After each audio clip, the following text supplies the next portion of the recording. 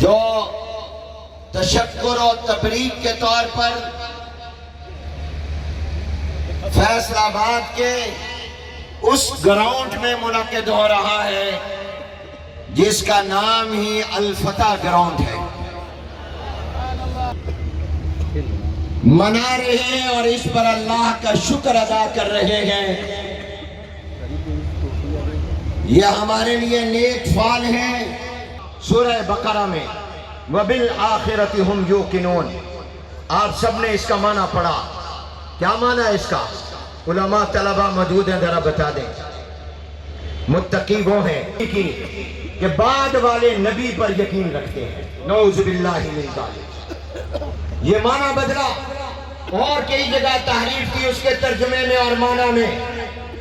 मुल्क के कानून के एतबार से छापना गलत। आज के बाद दुनिया की किसी अदालत में बतौर नजीर पेश नहीं हो सकते। मेरे दोस्तों, इसकी बुनियादी वजह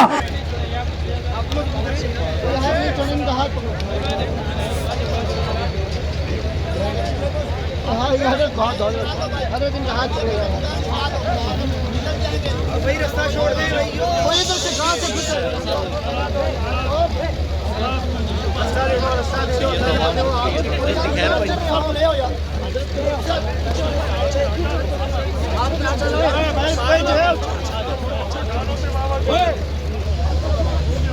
पीछे पीछे पीछे हो जाओ,